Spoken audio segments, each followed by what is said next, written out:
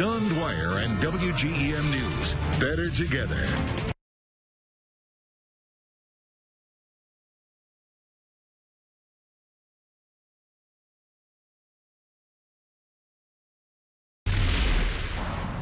Alexandra, good evening. The governor announced his plan, what he calls tax relief for working families, and dozens of people held up signs just like these calling for those tax cuts so they can put more money into their pockets. What I can tell you tonight is that there are still 2 crews out here looking for 2 missing boaters who went through the river.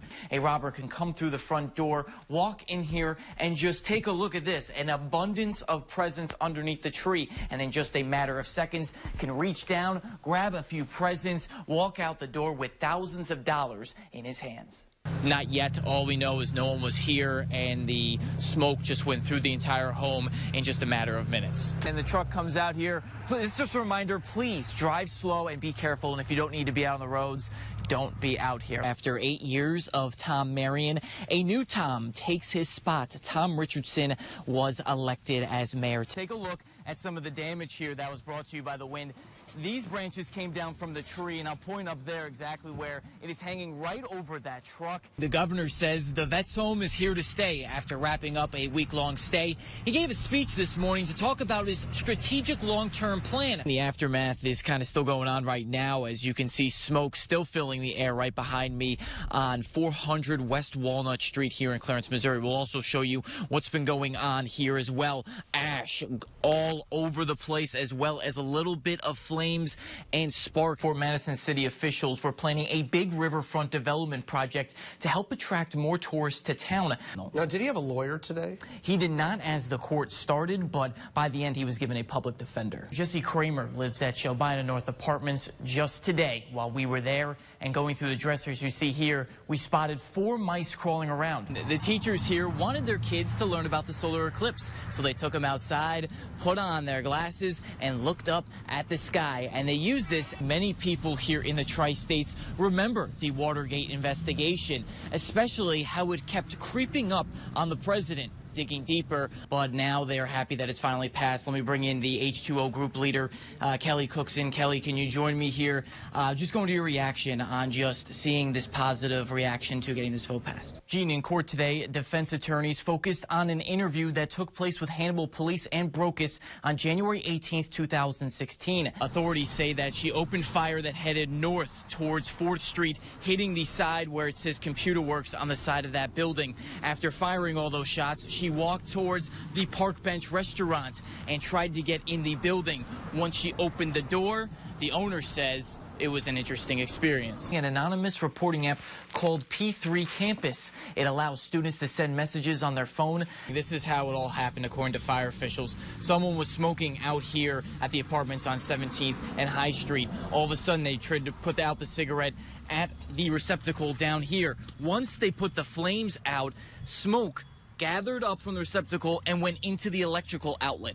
That is when the flames started to burrow up all the way through the top of the roof. Now tenants are... Ed's Auto Repair on 17th Street in Keokuk sees a heavy workload. Just letting you know we're done with your car. John Davis works in the service department and says more local technicians would be good for the area.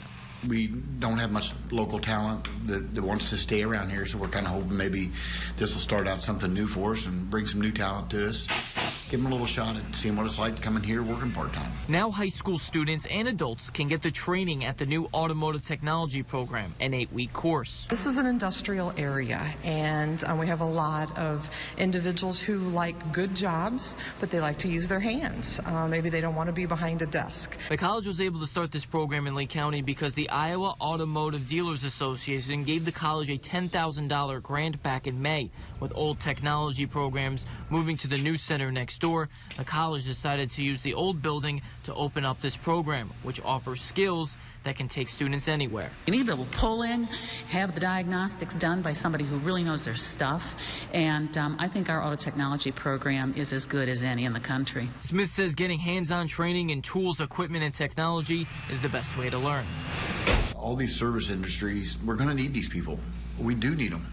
We need to keep them around. We need to try to pay them as well as we can, and try to keep them with us. The 2 entry-level courses will run throughout the fall semester, and administrators expect the program to continue for many years. I do believe that this will grow, and we can take enrollments yet this fall, and then of course we will continue the program again in the spring.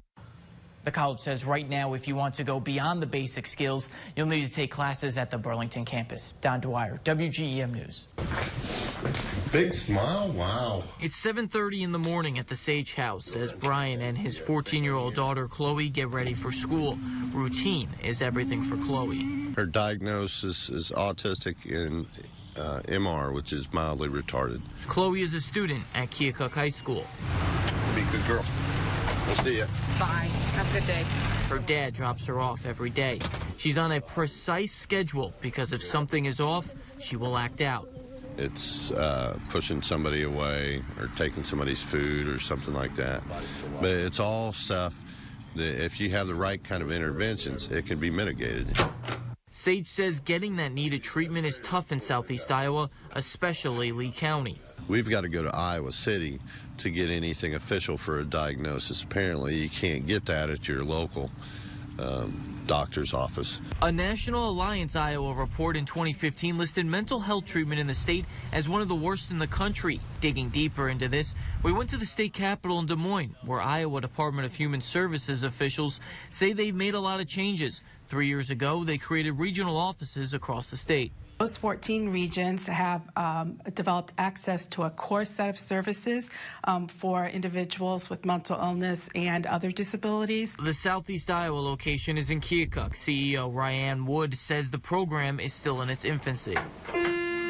We have had significant growth in services that are available to everybody within our 8-county region. But Sage says the growth in services needs to happen sooner rather than later. If we go to Iowa City and want to get into the behavior intervention program there, you've got a 7 to 8 month wait. Another struggle in the region, the state closed the Mount Pleasant Mental Institution.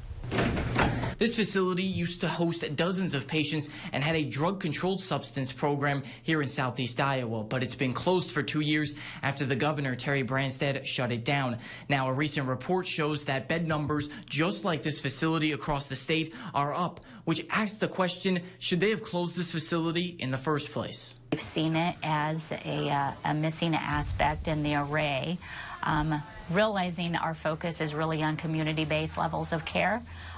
But you still need inpatient hospitalization and the dual diagnosis. Teresa Armstrong, DHS's Bureau Chief of Mental Health, says the cost savings was the main reason for closing the facility. She says funding won't fix everything, but it'll help parents like Sage. His insurance doesn't cover mental illness, and he's on Medicaid for Chloe. She would not be able to get those supports herself. She would more than likely be homeless, or more than likely be in jail, more than likely be in a hospital.